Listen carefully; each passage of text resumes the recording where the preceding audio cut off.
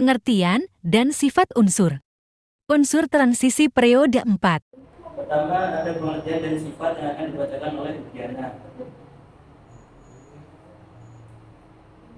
Jadi saya akan membacakan pengertian dari unsur transisi periode 4. Unsur transisi adalah unsur yang dapat menggunakan elektron pada kulit terluar dan kulit pertama terluar untuk berdekatan dengan unsur-unsur yang lain. Unsur-unsur transisi dalam sistem periodik unsur dinyatakan sebagai unsur golongan B. Golongan ini dimulai dari 1B, 2B, 3B, 4B, 5B, 6B, 7B, dan 8B. Unsur transisi periodik keempat umumnya memiliki elektron valensi pada subkulit 3D yang belum terisi penuh kecuali unsur seng. Pada golongan 2B, unsur transisi periode keempat yaitu scandium, titanium, vanadium, kromium, mangan, besi, obat, nikel, tembaga, dan seng. Lalu di sini ada tabel dari unsur transisi periode 4. Selanjutnya ada sifat logam transisi yang masih ada pada Diana. Sifat logam transisi, unsur transisi periode keempat mempunyai sifat-sifat yang khas. Keempatnya antara lain, satu, unsur transisi bersifat logam maka sering disebut logam transisi. Dua, bersifat logam maka mempunyai bilangan oksidasi positif dan pada umumnya lebih dari satu. Tiga, banyak diantaranya dapat membentuk senyawa kompleks. Empat, pada umumnya senyawa berwarna. Lima, beberapa diantaranya dapat digunakan sebagai katalisator. 6, titik titik dan titik leburnya sangat tinggi. Pelimpahan unsur. Unsur transisi periode 4. Selanjutnya ada pelimpahan unsur transisi periode 4 yang dibacakan oleh Pratama. Pelimpahan unsur transisi periode 4. Unsur-unsur yang termasuk periode keempat meliputi tembaga atau Cu, seng atau Bn, scandium atau Sc, titanium atau Ti, vanadium atau P, kromium atau Cr, mangan atau Mn, besi atau Fe, obat atau Co, dan nikel atau Ni. Unsur transisi dapat ditemukan di gerak bumi terutama seperti besi mineral atau besi logam dengan kadar tertentu. Biji besi merupakan mineral terbanyak di alam setelah oksigen atau silikon atau Si dan aluminium atau Al. Untuk lebih jelasnya perbedaan unsur transisi di alam dapat dilihat dalam uraian berikut. Yang pertama, scandium atau Sc. Scandium adalah salah satu unsur kimia dengan lambang Sc dengan nomor atom 21 sebagai logam transisi yang berwarna putih keperakan. Dia berdasarkan sejarahnya dikelompokkan sebagai logam tanah dalam bersama-sama dengan nitrium dan unsur-unsur rantan gas. Scandium atau Sc terdapat dalam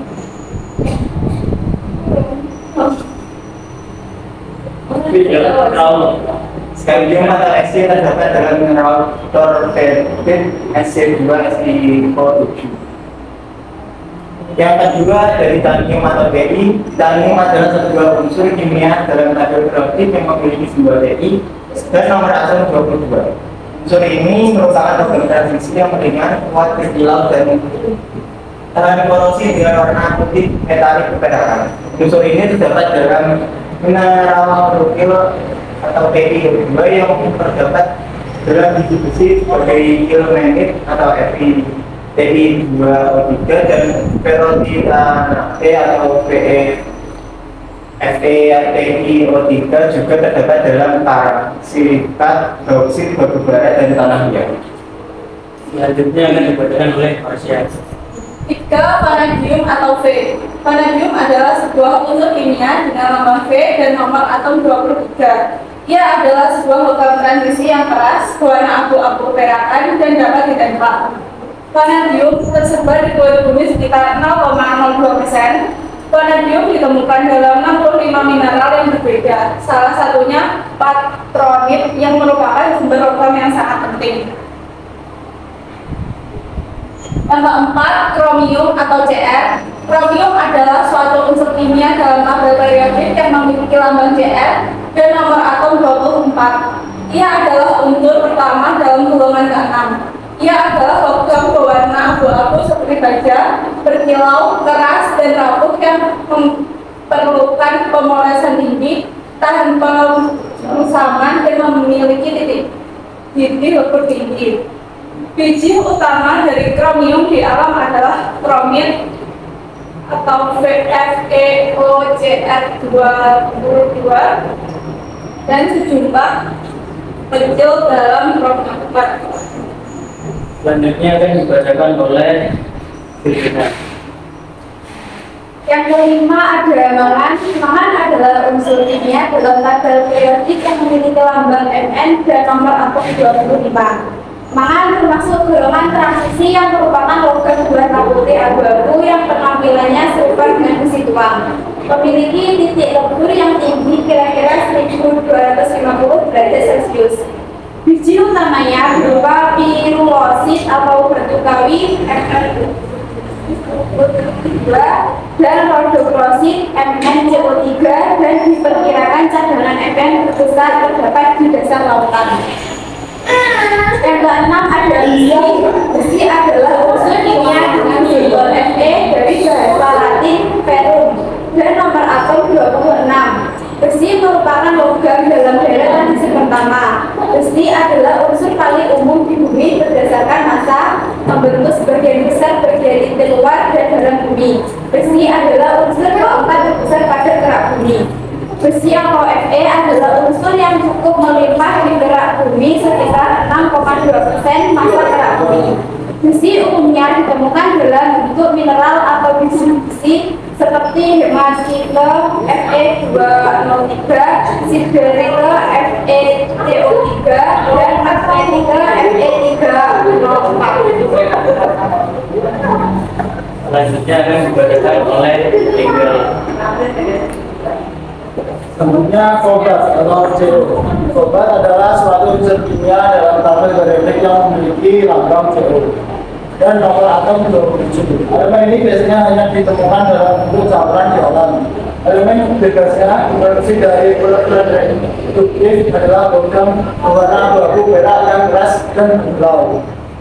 Kobat terdapat di alam sebagai arsenida dari Fe, Co, Ni dan dikenal sebagai smaltik kobat atau Co, Fea, SS dan eritrit CO3 ASO4 2 kali. Yang ke-8 nikel Ni. Nikel adalah unsur kimia metalik dalam tabel periodik yang memiliki simbol Ni dan nomor atom 28. Nikel adalah logam berwarna putih keberat-beratan, sedikit semburat, keemasan. Nikel termasuk logam transisi dan memiliki sifat keras serta ulet. Nikel ditemukan dalam beberapa senyawa berikut ini. Pertama sebagai senyawa sulfida, penradit atau FeNis, mineralit atau NiS. Yang kedua sebagai senyawa arsen, smaltik atau NiCOFeAs2. Dan ketiga sebagai senyawa siklat, garnierit atau NiMgSiO3. Selanjutnya akan dibacakan oleh Diana. Selanjutnya yang ke-9 tembaga atau Cu. Tembaga adalah sebuah unsur kimia dengan lambang Cu dan nomor atom 29. Ia ada logam yang lunak, mudah ditempa dan ulet dengan konduktivitas termal dan listrik yang sangat tinggi. Permukaan tembaga murni yang baru diekspos memiliki warna oranye merah muda. Tembaga atau Cu merupakan unsur yang jarang ditemukan di alam, precious metal. Tembaga umumnya ditemukan dalam bentuk senyawa, yaitu biji mineral seperti pirit tembaga atau kalkopirit CuFeS2, bornit Cu3FeS3, kuprit Cu2O melatonit, CuO malasid, CO3 CuOH2. Yang ke-10 seng atau Zn. Seng zinkum, zinc atau timah sari adalah sebuah unsur kimia dengan lambang Zn dan nomor atom 30.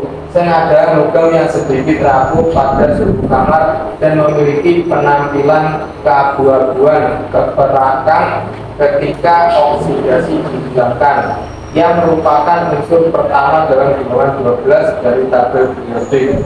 Seng atau Zn terdapat di alam sebagai senyawa sulfida seperti seng blender atau ZnS sebagai senyawa karbonat kelamin ZnCO3 dan senyawa silika seperti benimorfit ZnSiO3.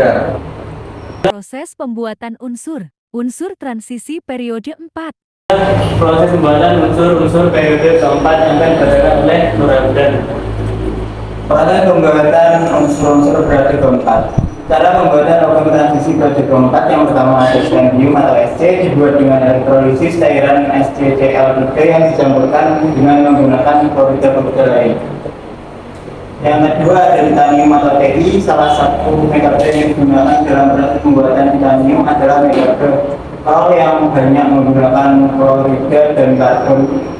Hasil reaksinya adalah titanium tetraklorida yang kemudian dipisahkan dengan besi triklorida dengan menggunakan proses distilasi. Senyawa titanium tetraklorida kemudian direduksi oleh magnesium menjadi logam murni. Udara dikeluarkan agar logam yang dihasilkan tidak dikotori oleh unsur oksigen dan hidrogen. Sisa reaksi adalah antara magnesium dan magnesium klorida yang kemudian dikeluarkan dari hasil reaksi menggunakan air dan asam klorida sehingga meninggalkan spon titanium. Spon ini akan mencair di bawah tekanan helium atau argon yang pada akhirnya membeku dan membentuk batangan titanium murni. Selanjutnya akan dibacakan oleh Marsha. 3. Vanadium atau V. Frenonadium atau logam campur tren dengan besi dihasilkan dari reduksi V2O5 dengan campuran silikon atau Si dan besi atau Fe yang menghasilkan reaksi 2V2O5 dalam solid plus 5 Si dalam solid plus Fe dalam solid menjadi 4V dalam solid plus Fe dalam solid plus 5 SiO2 dalam solid. Senyawa SiO2 ditambah dengan CaO menghasilkan satu tera, yaitu bahan yang dihasilkan selama pemurnian logam. 4. Krom atau Cr. Logam krom dibuat menurut proses Goldschmidt dengan cara mereduksi Cr2O3 dengan logam aluminium. Reaksinya Cr2O3 dalam solid plus 2Al dalam solid menghasilkan Al2O3 dalam solid plus 2Cr dalam solid. Selanjutnya akan dibacakan nomor kan telur apa? Kan SSR masuk nomor slide. Yes, benar nih. Selanjutnya akan dibacakan oleh Silvina. Yang kelima ada mangan atau Mn. Pembuatan ferromangan dilakukan dengan mereduksi MnO2 dengan campuran besi oksida dan karbon. Reaksinya sebagai berikut: MnO2 plus Fe2O3 plus 5C menghasilkan Mn plus 2Fe plus 5CO. 6. Besi atau Fe. Besi diperoleh dari biji besi dengan cara mereduksi biji dalam tanur atau sumbu. Bahan-bahan yang diperlukan meliputi: yang pertama ada biji benih atau hematin, Generatif Fe2O Fe2O3 sebagai bahan baku. Yang kedua ada batu kapur CaCO3 untuk mengikat zat pengotor. Yang ketiga ada potas atau C sebagai reduktor. Dan yang terakhir ada udara untuk mengoksidasi C menjadi CO. Selanjutnya akan dibacakan oleh Engel. Proses yang terjadi pada pembuatan besi. 1. Bahan-bahan biji besi, batu kapur, dan potas dimasukkan ke dalam tungku dari puncak tanur atau tungku. 2. Udara panas dialirkan melalui dasar tanur sehingga mengoksidasi karbon menjadi gas CO2. C. Dalam solid plus O2 dalam gas menghasilkan CO2 dalam gas. Delta H sama dengan min 394 kilojoule. Yang ketiga, kemudian gas CO2 bergerak naik dan bereaksi lagi dengan potas menjadi CO. CO2 dalam gas plus T dalam solid menghasilkan 2CO dalam gas. Delta H sama dengan plus 173 kilojoule. Yang keempat, gas CO yang terjadi mereduksi biji besi secara bertahap menjadi besi. 3. Fe2O3 plus CO menghasilkan 2 Fe3O4 plus CO2 pada suhu 500 derajat Celcius. Fe3O4 plus CO menghasilkan 3 FeO plus CO2 pada suhu 850 derajat Celcius.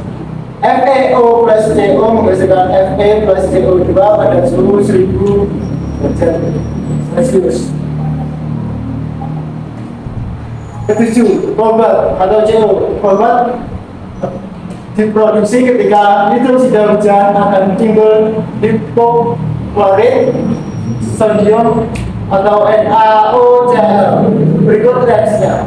2CO2 plus dalam aqueous plus NaOCl dalam aqueous plus 4O halmin dalam aqueous plus H2O menghasilkan 2COOH 3 kali dalam solid plus NaCl dalam aqueous. Hidroksida COOH 3 kali yang dihasilkan kemudian dipanaskan untuk membentuk oksida dan kemudian ditambah dengan karbon sehingga terbentuklah unsur korbat metal. Berikut reaksinya.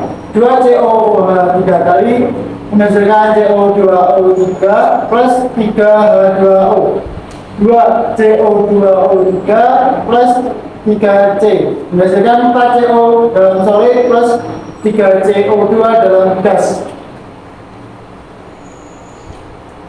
Yang ke-8, nikel atau Ni. Nikel atau Ni, proses pembuatan biji nikel dilakukan untuk menghasilkan nikel matte, yaitu produk dengan kadar nikel di atas 75%. Tahap-tahap yaitu produk utama dalam proses pembuatan adalah sebagai berikut. Yang pertama, pengeringan di tanur. Pengering bertujuan untuk menurunkan kadar air biji laterit yang dipasak dari bagian tambang dan memisahkan biji yang berukuran 25 mm. Kedua, kalsinasi dan reduksi di tanur untuk menghasilkan kandungan air di dalam biji. Reduksi sebagian nikel oksida menjadi nikel logam dan sulfidasi. Yang ketiga, pelaburan di tanur listrik untuk melabur kalsin hasil kalsinasi atau reduksi sehingga terbentuk fasa lelehan mat dan terak. Yang kelima, 4. Pengkayaan di tanur pemurni untuk menaikkan kadar Ni di dalam mat dari sekitar 27% menjadi di atas 75%. Dan yang terakhir, kelima, granulasi dan pengemasan untuk mengubah bentuk mat dari logam cair menjadi butiran yang siap diekspor setelah dikeringkan dan dikemas. Berikutnya akan dibacakan oleh Diana. Yang ke-9, tembaga atau CU. Tembaga atau CU, proses pengolahan tembaga diawali dengan pemegangan kalkopirit CuFeS2 atau biji tembaga lain. Hasil pemegangan dioksidasi dalam oksigen. Tembaga yang dihasilkan dimurnikan secara elektrolisis dan flotasi. Proses pemisahan yang digunakan untuk menghasilkan konsentrat tembaga emas. 10. Seng atau Zn. Pembuatan logam seng dilakukan dengan pemanggangan seng sulfida atau ZnS, kemudian oksida seng direduksi dengan karbonida. Manfaat unsur transisi periode 4. Berikut ada manfaat unsur transisi periode keempat yang akan dibacakan oleh Brother. Manfaat unsur transisi periode keempat yang pertama scandium. Penggunaan utamanya dari segi sifat itu adalah aluminium scandium untuk industri aero angkasa dan juga untuk peralatan subang atau gasipol dan gasipol senjata api dan sebagainya yang memerlukan berprestasi tinggi apabila dicampur dengan aluminium. Yang kedua ada titanium. Titanium digunakan sebagai badan pesawat terbang dan pesawat supersonik karena pada keberat tinggi tidak mengalami perubahan kekuatan. Good.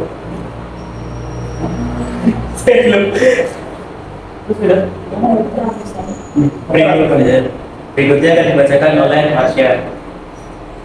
3. Vanadium. Vanadium untuk membuat peralatan yang membutuhkan kekuatan dan kelunturan yang tinggi seperti per mobil dan alat mesin berkecepatan tinggi.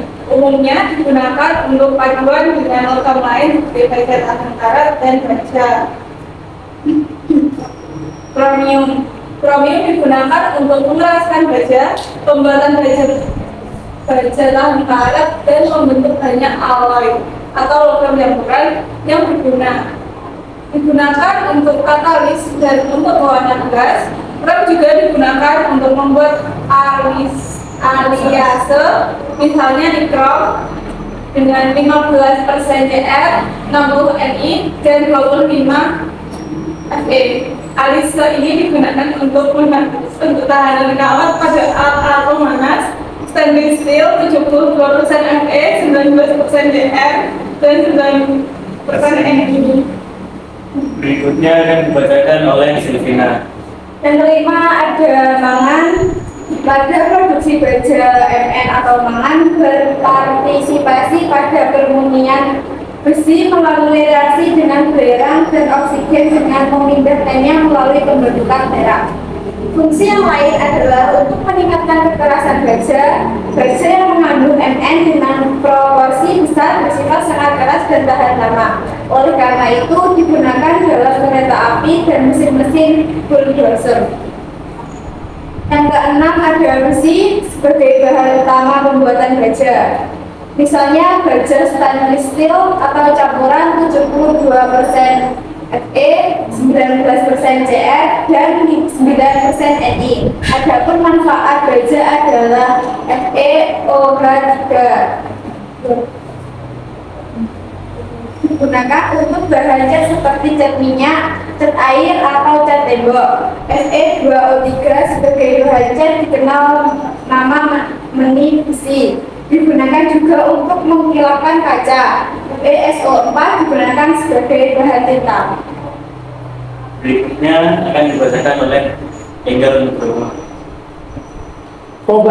Kobalt yang dicampur dengan besi, nikel, dan logam lainnya untuk membuat alloy dengan kekuatan magnet luar biasa untuk berbagai keperluan. Alloy stelit mengandung kobalt, kronium, dan wolfram yang bermanfaat untuk peralatan berat. Peralatan yang digunakan pada suhu tinggi maupun peralatan yang digunakan pada kecepatan yang tinggi. Yang kedelapan, nikel digunakan sebagai komponen pemanas listrik. Nikrom yang merupakan campuran dari Ni, Fe, dan Cr. Perunggu nikel digunakan untuk uang logam perak Jerman. paduan CU, NI, ZN digunakan untuk barang perhiasan, pembuatan alloy baterai, elektrode, dan keramik. Nikel digunakan untuk aliase, misalnya baja stainless, monel 65%, NI dan 35% CU. Alnico dan Nitro. Berikutnya akan dibacakan oleh Diana. Yang ke-9, tembaga banyak digunakan sebagai kabel jaringan listrik karena sifatnya yang mengantarkan listrik. Tembaga juga digunakan untuk membuat pipa, egek, alloy, tembaga, dan emas digunakan untuk membuat perhiasan. Yang ke-10, zinc digunakan untuk melapisi besi dan baja untuk mencegah karat. Zinc juga digunakan dalam alloy, misalnya brazo, tembaga, dan besi. Berikutnya Dampak unsur. Unsur transisi periode 4. dampak negatif unsur-unsur periode keempat yang akan dibacakan oleh Hamdan. Dampak negatif unsur-unsur periode keempat. Apa saja dampak negatif unsur program transisi periode keempat? Berikut penjelasannya. Yang pertama ada skandium atau SC. Uap skandium yang terhirup dalam jangka panjang dapat mengakibatkan emboli paru-paru. Skandium juga dapat memicu penyakit organ hati pada hewan air. Skandium mengakibatkan kerusakan membran sel serta memiliki pengaruh negatif pada sistem reproduksi dan sistem saraf. Yang kedua ada titanium atau TI. Paparan titanium berlebihan pada tubuh manusia dapat mengakibatkan perubahan di paru-paru sehingga memicu keluhan seperti sesak nafas, nyeri dada, dan batuk. Kontak langsung dengan kulit dan mata dapat mengakibatkan iritasi. Dalam bentuk satu lubang, titanium dapat menimbulkan bahaya kebakaran. Jika terpapar panas di udara, titanium dapat meledak. Selanjutnya akan dibacakan oleh Marcel.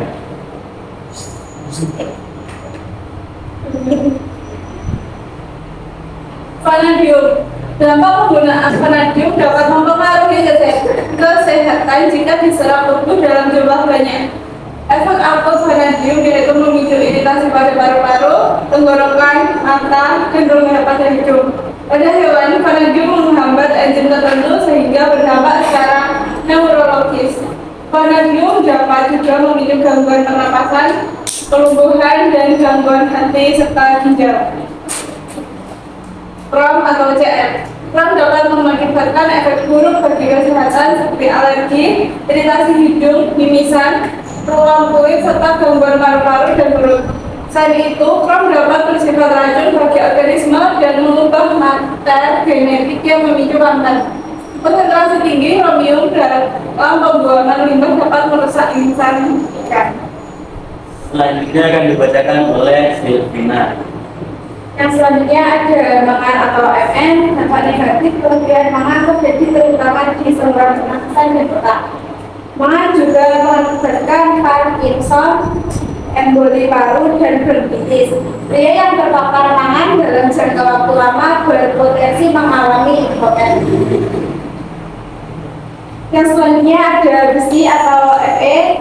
Asam atau debu oksida besi yang terhirup dalam jumlah banyak dapat mengakibatkan timbulnya pneumoconiosis, bina atau siderosis. Jika konsentrasi oksida besi yang terhirup berlebihan, risiko timbulnya kanker paru-paru akan meningkat. Berikutnya akan dibacakan oleh Enggal Gubernur. Selanjutnya obat atau CO. Konsentrasi tinggi obat yang terhirup melalui udara dapat mengakibatkan asam dan pneumonia. Radiasi isotop radioaktif obat dapat memicu kemandulan, rambut rontok, muntah, pendarahan, diare, koma, bahkan kematian. Nikel atau Ni. Paparan nikel dalam jumlah besar memiliki risiko mengalami kanker paru-paru, kanker hidung, kanker taring, kanker prostat, sakit kepala, emboli paru, jalur lahir, cacat, asma, bronkitis, ruam kulit, dan gangguan jantung. Berikutnya akan dibacakan oleh Diana. Yang selanjutnya ada tembaga atau CU. Paparan jangka panjang tembaga dapat mengakibatkan iritasi hidung, mulut, mata, serta mengakibatkan sakit kepala. sakit perut, pusing, muntah, diare, kerusakan hati, dan kerusakan ginjal. Lembaga dalam tanah akan mengganggu aktivitas mikroorganisme dan cacing tanah serta mengganggu kelangsungan hidup hewan dan tumbuhan di atas tanah. Yang selanjutnya ada SEM atau ZN. Asupan SEM yang terlalu tinggi dapat mengakibatkan masalah kesehatan berupa kram perut, iritasi kulit, muntah, anemia, kerusakan pankreas, mengganggu metabolisme protein, serta mengakibatkan arteriosklerosis. Dan sekian tadi adalah presentasi dari kami. Sekian, terima kasih. Assalamualaikum warahmatullahi wabarakatuh. Waalaikumsalam.